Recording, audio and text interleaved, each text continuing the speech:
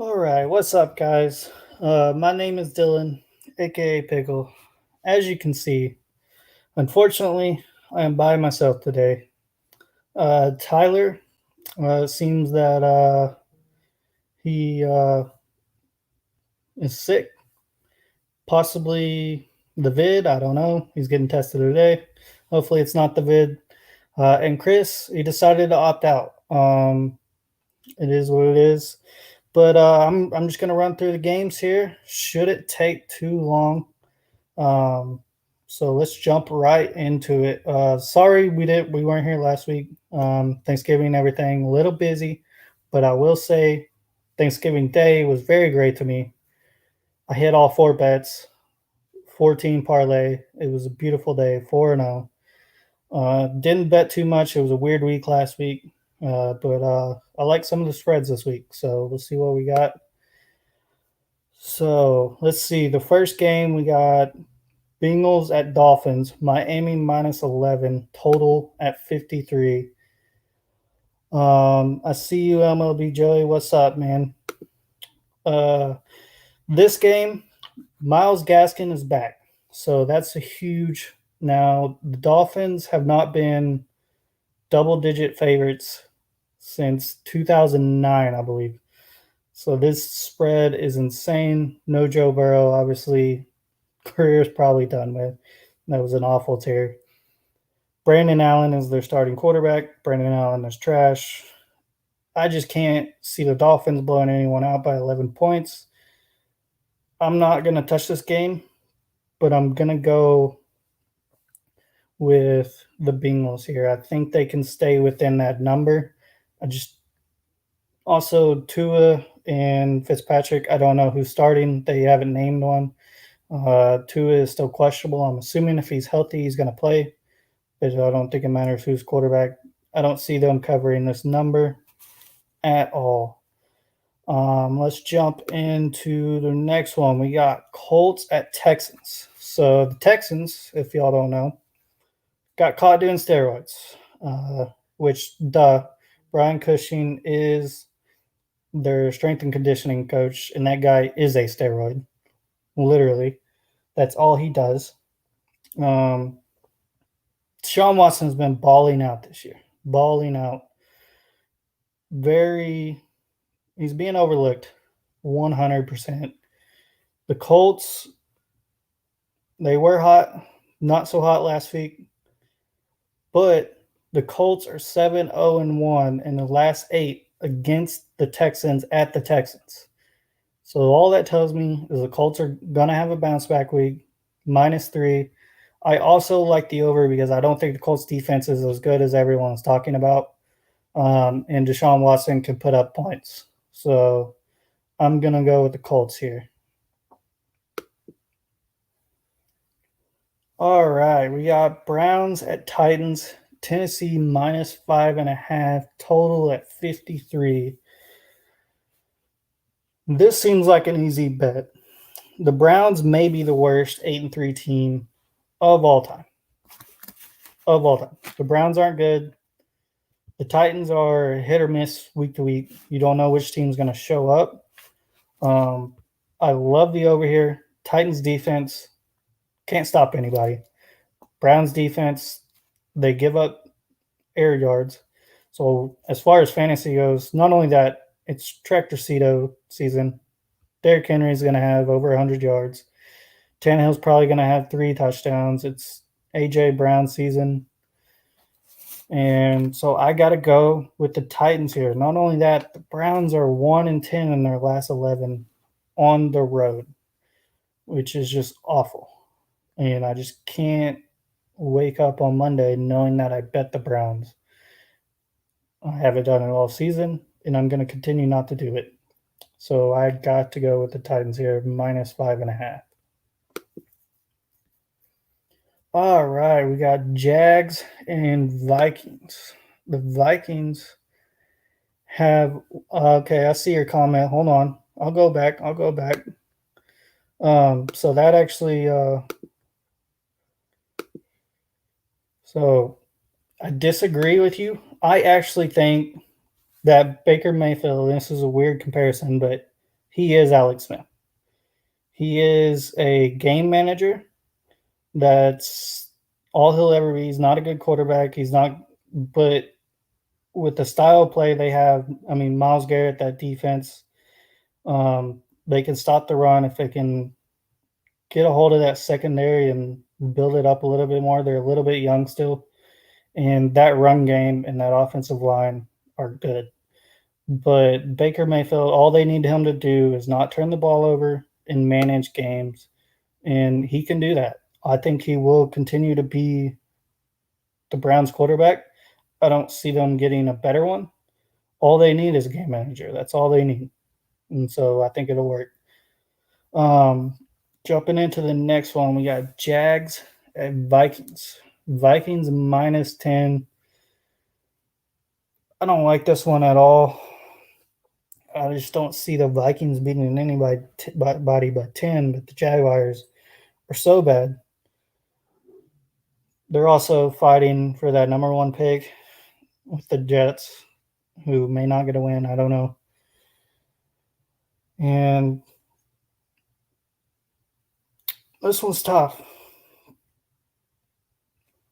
I could easily, I mean, the Jags are so bad. They are so bad. They're trying to lose. This is another one of those I don't want to wake up on Monday knowing I bet the Jaguars. So I am going to go with the Vikings here for sure. Minus 10, even though it is a pretty big number. Cousins is sketchy. Definitely 100% don't trust Cousins at all. Probably one of the worst contracts in the entire league. I laughed when he got signed for that. Shouldn't have happened, but it did. Luckily, they have Dalvin Cook to just hand the ball off to, who is, I don't want to say he's the best running back in the league. I think Nick Chubb is, but Dalvin Cook is either 2 or 3 right now with Derrick Henry. So I'm going to go with the Vikings here. So next game, we got Lions at the Bears. I don't even want to watch this game. If I have to watch this game, I would rather stare at paint dry. The Bears are awful. They suck. The Lions suck. Kenny Golladay continues to sit on my bench in fantasy with this fake hip injury that he has. Now, the Lions are 1-13 straight up in their last 14 division games, which no shocker there. They can't win anything. 45 is a low number. I would definitely like to go with the under here, even though it is such a low number. This is going to be an ugly game. I just don't see this being any sort of offense. Either way, Bears defense is good. That's all they got going for them. I'm going to take the Bears here, minus 3. Saints at Falcons, minus 3 for the Saints, total at 46. So the Falcons have been one of the hottest teams in the NFL. They annihilated my Raiders last week. It was embarrassing. I believe Gurley is going to be back. Not that it really matters. The Saints, Taysom Hill can't throw. Kamara is no longer the best fantasy running back because he doesn't throw to Kamara for whatever reason. I don't understand why. But the Saints are going to win this game. I mean, I don't know what it is, but when Drew Brees is not the quarterback, the Saints win. I want to say they are 8-0 in their last 8 games when Drew Brees does not play. So I got to go with the Saints here. I feel like I'm taking a lot of chalk here, but it just seems like a chalk week. I don't see the Falcons having a performance like they did last week. The Raiders just rolled over and died last week. The Saints aren't going to do that. It's just not going to happen.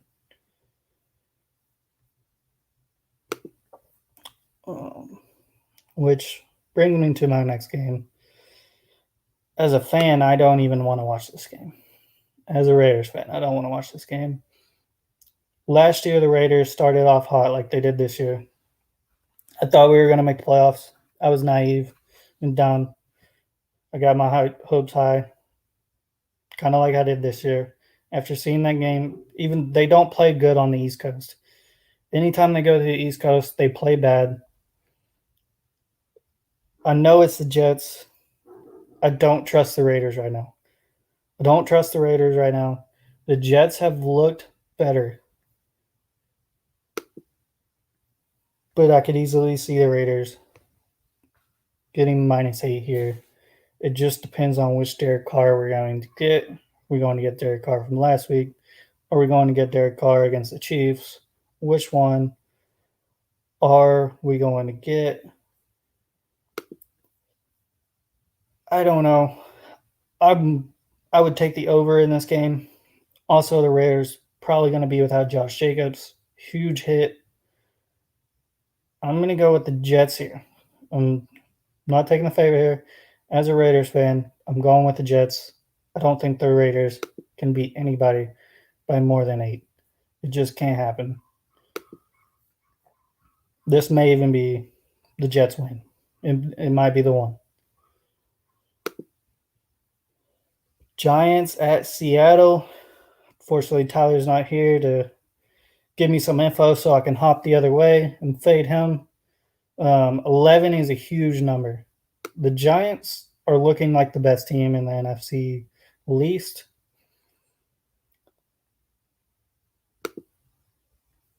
I agree with that. So I said at the beginning of the year, whoever wins this division is going to win with 6 games. It's looking like it's going to be the Giants. Their defense is good. I know Daniel Jones is out. Colt McCoy is not a downgrade at all. Colt McCoy might be the best backup of all time.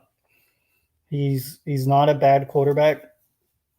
If my team starting quarterback went out and Colt McCoy came in, I wouldn't feel too bad about that, especially considering the Giants' offense sucks anyways. The only issue with this game is Seattle can score. Seattle could end up putting up 40 points. I like the over here as well, 46.5. Well, Giants can't score. I don't know. I wouldn't touch the total. I wouldn't touch the total solely based off the Giants' offense being terrible. But 11 points for Seattle, a lot of points. Giants can stick inside that number for sure. Okay, so let's go ahead and jump right in to this game. So this game, this is when we find out if the Rams are an actual Super Bowl contender or not. In the Cardinals, they are a Hail Mary away from losing 4 straight. The Rams, I truly believe, are a Super Bowl contender. I believe that all year.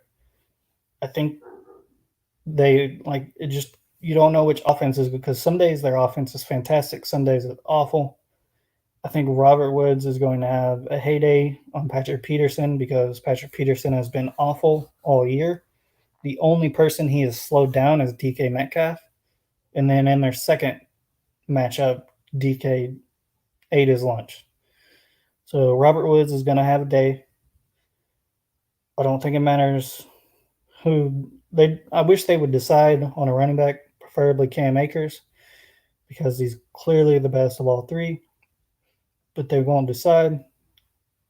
Typical Rams fashion as a previous Todd Gurley owner in fantasy for years and years and years. I got to go with the Rams here. I think the Rams actually blow out the Cardinals here, even though it is an NFC West games, and those always tend to be low scoring, close games. And the Cardinals, they're always in a fun game, it seems like. But I got to go with the Rams here. Not only that, Rams are 5-0-1 against the spread against the Cardinals in their last 6. So I got to go Rams -3.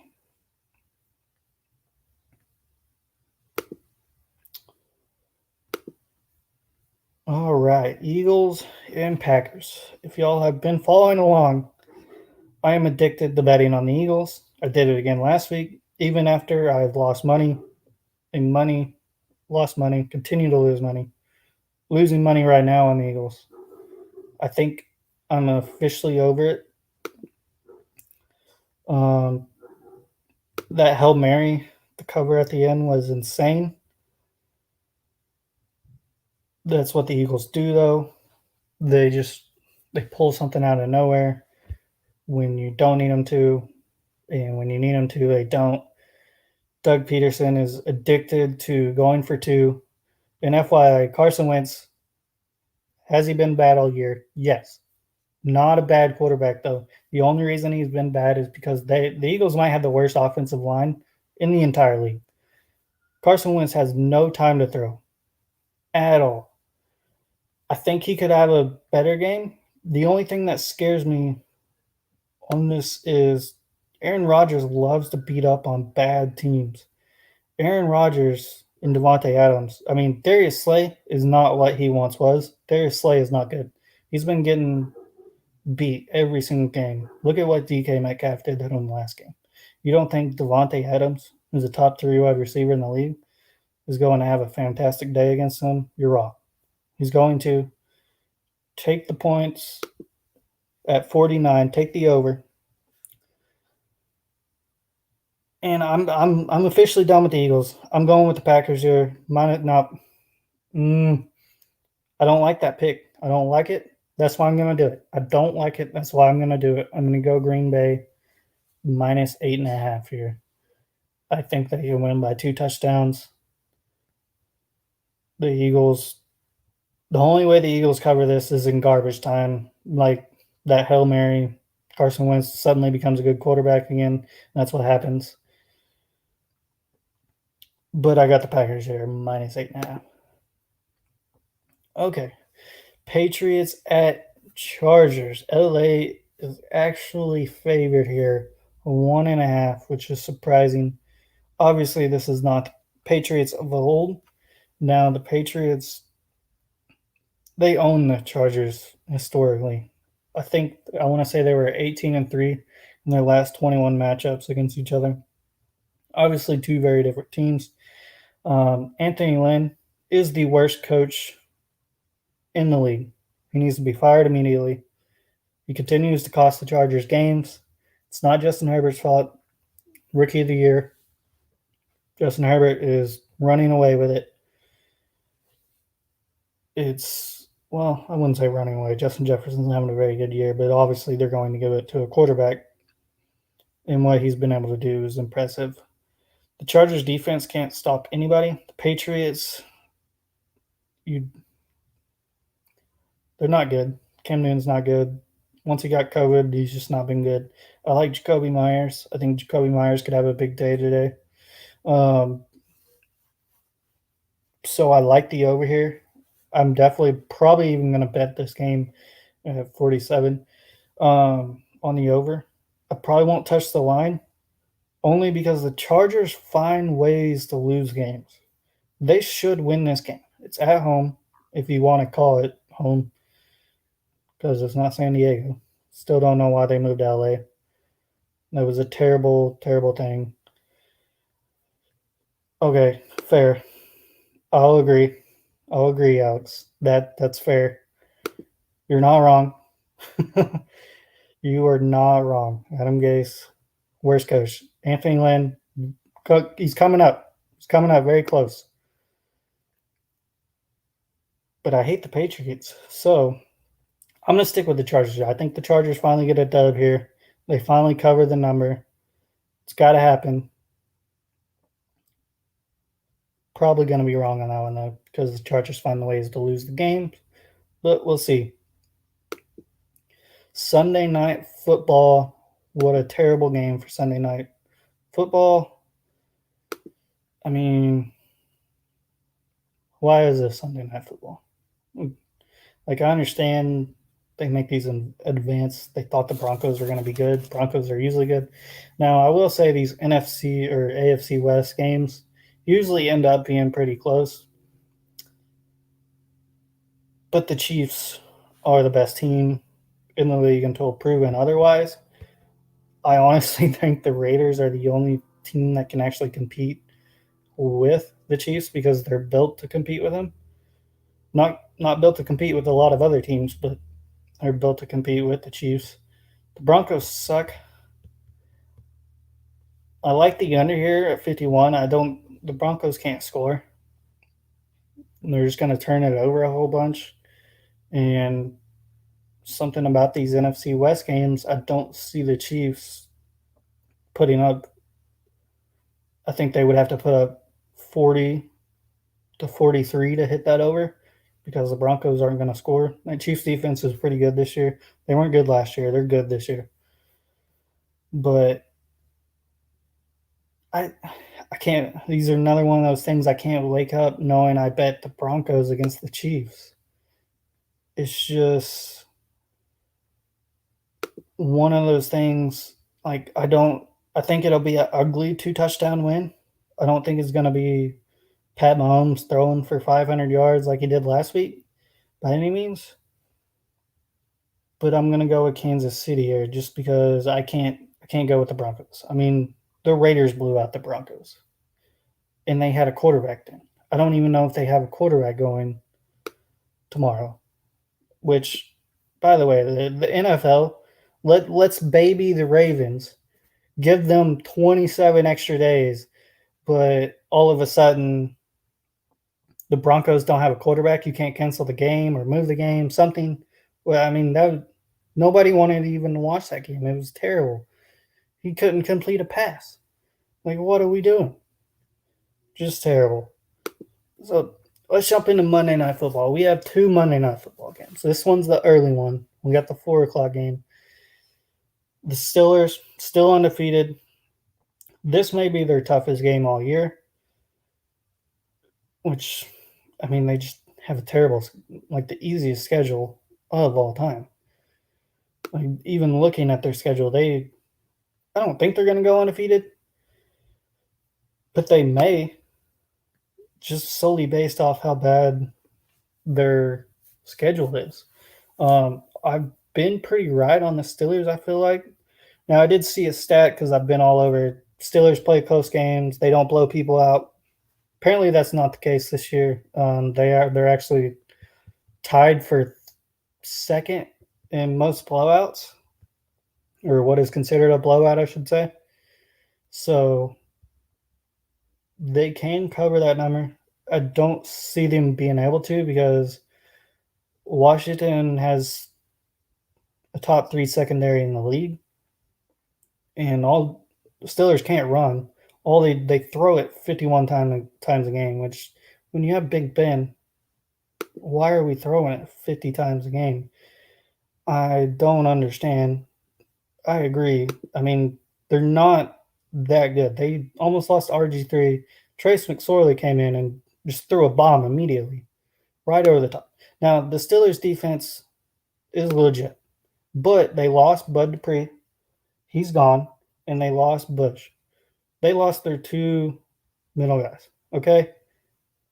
People are going to run all over them now. Gibson is going to have a heyday now. Fire up Antonio Gibson in fantasy because everyone's going to fade him because he's going against the Steelers. Steelers are missing 2 of their best defensive players. I like Washington here.